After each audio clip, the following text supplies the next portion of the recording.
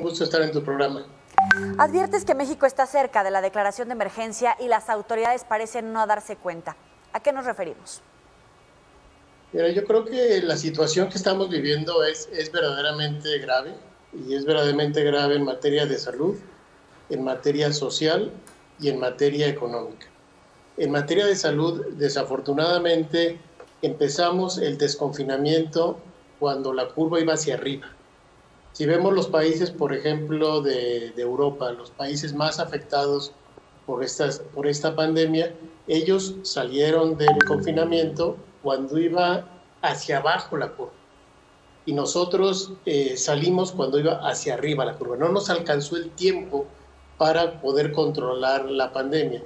Y eso es muy grave porque mientras aquellos países ya el número de contagiados, el número de muertos ha venido cayendo, en nuestro caso va subiendo y cada vez más, y los pronósticos realmente son aterradores. Ayer, de acuerdo a las cifras oficiales, y todos sabemos, no porque quieran ocultarlas, sino porque el sistema de información así está diseñado, que estamos subestimando muchos fallecimientos. Pero aún así, los escenarios con las propias cifras oficiales hablan de que llegaríamos a 80,000, a 100,000 muertos. Realmente es una situación verdaderamente grave. En materia social pasa lo mismo.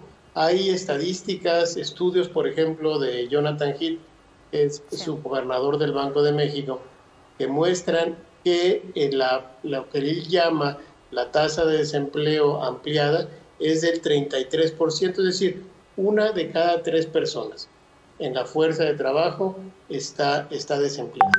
Y de los que están empleados, el 29% están subempleados.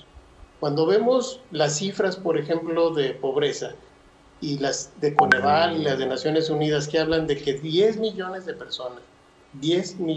personas pueden caer en pobreza extrema o pobreza de ingresos en los próximos, de aquí al año que entra, ¿no?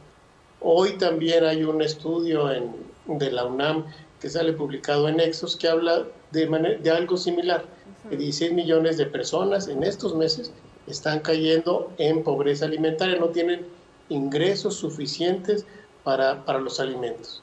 Luego nos vamos a la parte económica, y en la parte económica también las noticias no son buenas. Por ejemplo, el Fondo Monetario Internacional hace pronósticos de cuánto va a caer la economía en el 2020 y luego cuánto se va a recuperar en el 2021. Y si tomamos en cuenta tanto la caída como la recuperación que ellos esperan de México, nuestro país va a ser más afectado, por ejemplo, que Brasil, que Estados Unidos o que los países europeos que fueron realmente muy afectados por la pandemia. Y luego hay pronósticos ya de todo el sexenio. Por ejemplo, el de Citibanamex, que nos señala que ellos estiman que el Producto Interno Bruto, es decir, lo que producimos los mexicanos, va a ser en el 2025 igual que en el 2018. Vamos a tardar 7 años para recuperar lo que hacíamos en el 2018, pero en ese periodo, evidentemente, hay muchos jóvenes que se incorporan a la fuerza de trabajo, cerca de 8 o 9 millones de personas, imagínense, produciendo lo mismo y con 9 millones de jóvenes más buscando oportunidades. Eso no había pasado en nuestro país desde las crisis de 1930. Entonces, realmente, el tema central del tuit es hacer conciencia de que realmente estamos viviendo una situación de emergencia. Y una situación de emergencia requiere medidas extraordinarias. Y lo que uno ve todavía en las declaraciones de las autoridades es como si no pasara nada, ¿no? Como que estuviéramos muy tranquilos, como si estuviéramos ya domando la pandemia, como si los programas que han instrumentado para estimular la economía sean suficientes. Sí. No es así. Y yo creo que hay que darnos cuenta de eso. Eduardo, usted hacía referencia también de estas declaraciones del presidente mexicano en relación a que en política todo cambia, nada es estático y que se puede corregir el rumbo quizá. Hoy México, ¿qué tendría que hacer para revertir estas políticas si los programas sociales no nos están alcanzando para poder sortear la crisis?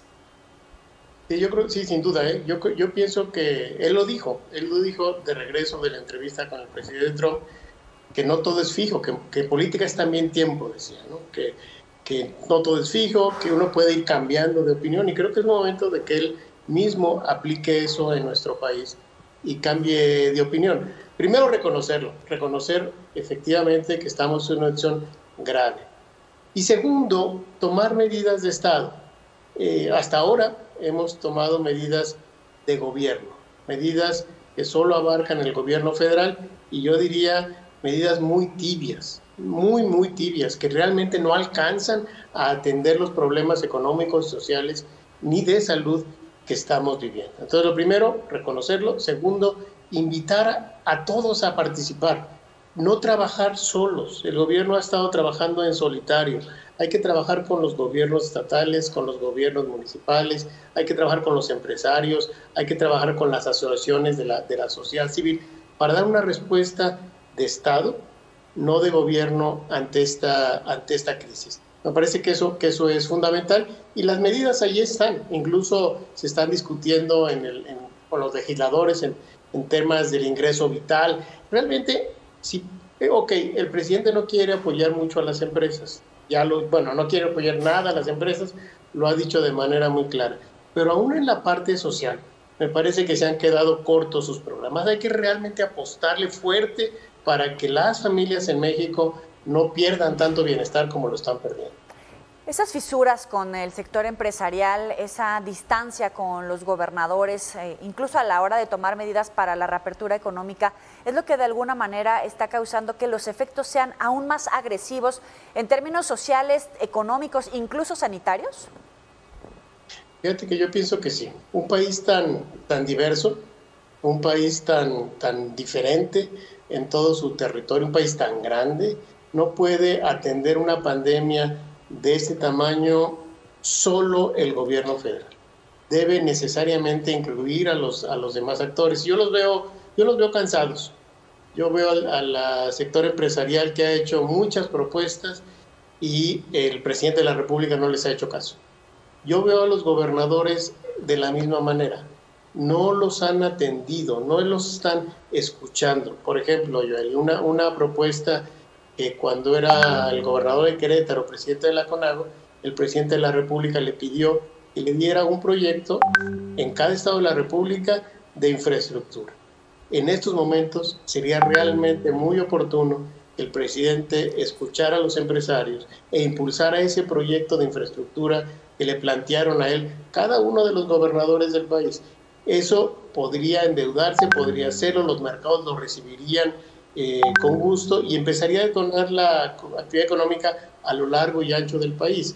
Si uno ve las curvas, por ejemplo, que publica Sebastián Garrido, nuestro colega del CIDE, se van ustedes a encontrar que hay de chile y dulce de manteca, como se dice coloquialmente. Hay curvas, hay muy pocas curvas que van hacia abajo. Recuerdo ahorita la de Tuxtla, empieza Puebla y Tlaxcala a ir para abajo, pero la gran mayoría van para arriba, y otras están estables. Muchas, por ejemplo, en el Valle de México, ojalá este valle en el que está la pandemia, en el Valle de México, empiece a disminuir. Pero la pandemia se comporta de manera muy diversa, las curvas epidemiológicas son diferentes, y por tanto no puede haber solo un lineamiento desde el gobierno federal. Desde Palacio Nacional no se puede atender una pandemia en un país tan grande y diverso como el nuestro. Necesita hacerse en equipo, necesita hacerse con los gobiernos locales, y la parte económica, por supuesto, necesita hacerse con los empresarios. Y en este sentido, hay muchas previsiones de que en México podría crecer la pobreza extrema a un ritmo y a un grado mucho más grande que en otros países de América Latina. Siguiendo con este orden de ideas, si va a haber más pobreza, si hay más desempleo, si hay un gobierno desarticulado del nivel federal y el estatal, ¿prevés una situación de ingobernabilidad en algún punto, sobre todo con los índices de violencia? Mira, yo pienso que lo que estamos viendo y lo empieza uno a ver en diversas partes del país, ¿no? Ya ves problemas de indigencia, ¿no? Ya ves que las familias no tienen recursos, no tienen ingresos para llevar a sus casas, porque imagínense, por ejemplo, los que fueron desempleados afiliados al Seguro Social, ¿okay? Les dan su indemnización y eso les alcanza por algunas semanas. Yo no creo en aquellos que dicen que ya pasó lo peor y que ya vamos de salida.